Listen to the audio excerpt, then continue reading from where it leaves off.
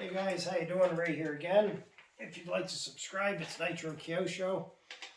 Well, we're trying to get back to helicopters, guys. I know you guys had enough of my guitar playing as much as I enjoy it. It's not a guitar playing channel. It's a helicopter RC channel, and that's what we're back to. I promised you a while back a new project. This was it. We did an unboxing, a build video. I just did a flight video today. But now I would like to do a quick flight review video. Now I was skeptical about buying this helicopter. What really sold me was the design of it, the way it looked. I just got addicted to the way it looked. I had a 570 a few years back, and I also had a 500. The 500 was a good machine. 570 I never took to. I think the old 570 really was more geared towards being a 12 cell, because as a 6 cell, I didn't care for it. I always thought it was too heavy and boggy and everything in the air, and I changed pinions like crazy, and towards the end it was halfway okay, but I ended up getting rid of it. So getting another, they call this a 580, it's still 570 blades. But I was very skeptical about getting involved with another one. But when I saw it was designed a little bit differently, that enticed me. So when I was building this thing, I was like saying to myself, this thing is like, why doesn't it just have two frame sides like the old one? Why is it kind of an over-engineered technical type build, a little bit fancy kind of build, the way everything went together? And I was kind of, you almost want to put, you put your foot in your mouth, and after you come back and say, geez, I was so wrong. And that's pretty much how I feel now. I mean, after flying it, I can understand the changes and why they did what they did and how they designed this. It is light as a feather. It floats in the air. When it's up there, it's just like, okay, come on down. It just hangs there. I got rid of my my 700 T-Rex that I had for many years. I recently sold that. And this was, and there's nothing wrong with that helicopter. It was a great helicopter and a great brand. But what sold me on this was because, like Bert Camemere said, this was stretched out a little bit longer than the old 570. As you can see, the distance where just these blades are in the grip, obviously they go up further when they're not.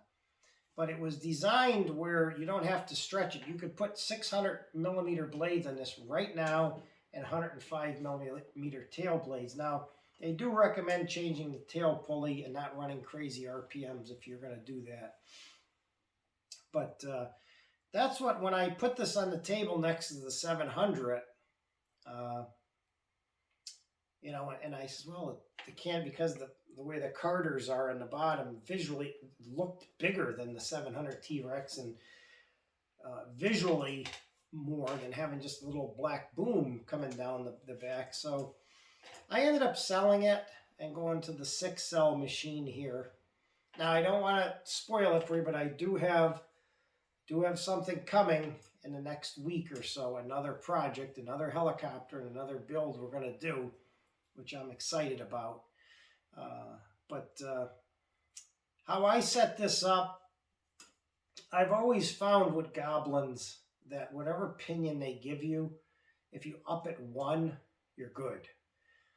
This came with a 20, and I put a 21 on it, 420. This came with 22, I put a 23. So, I mean, the whole build in itself was much different. Like I said in the other video, I'm not going to go into that too much, but it was very much goes together. So much different than the old 570, the transmission, the whole setup. But I think what it was really geared towards, even the Canopy, is carbon fiber, not the old fiberglass. The old one was bigger. This one, if you look at it too, it's much more narrow. Okay. But I did go, I wanted the Scorpion motor, and then I told what happened in the other video. I ended up with the X Nova. Couldn't be any more happier with the X Nova motor. It came down after the hard flight I did today in 70, maybe 75, 76 degree weather. Motor came down like 100 degrees. They just stay so cool, the X Nova motors. So I'm very happy with that. And but anyways, I just wanted to give my thoughts. It has, to me, it's basically the same kind of motor that I had in my old 570. I think it's actually the same KV everything. But this one, because of the lightness, it just handles more nimble, lighter. The way it moves in the air is different than the old one. Now, the other big thing, too, was getting the adjustable head dampeners in there, guys. Okay, so I put in the 90 ones for the harder 3Ds. It gives a nice tight head.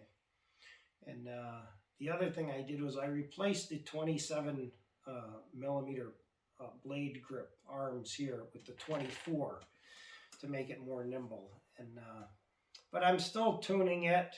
It's pretty much in the 90% of being good, but you know, you can always tweak and tune things a little bit. Tail held really nice. A couple little just quick tips. Remember with goblins, sometimes the tail belts will stretch after a few flights, so go back and double check those. All right. And the other thing I had to go back and do was I had to remount the rudder rod holder just a little bit, because that was a little too tight for my likings. They tell you that in the manual, but I give it 2 thumbs up, guys, as far as the flight performance.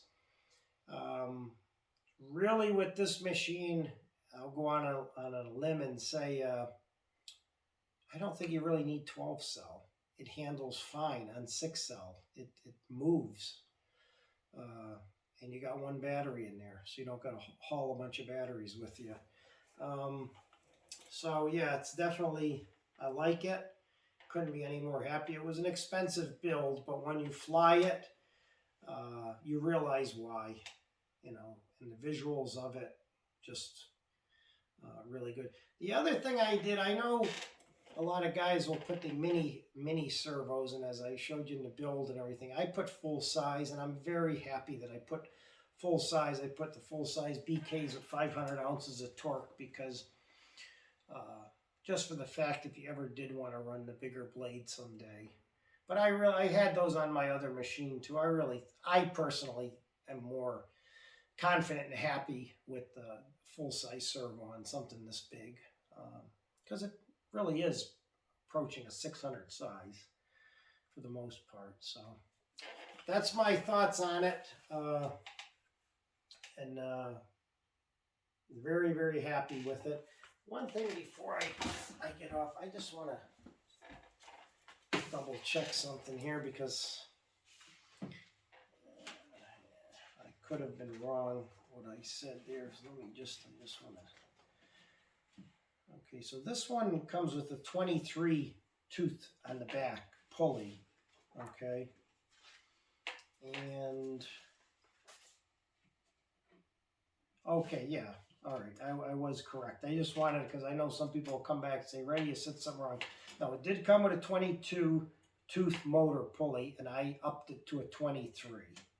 Okay, but it does tell you somewhere, I think in the back of the manual, I think when you were doing,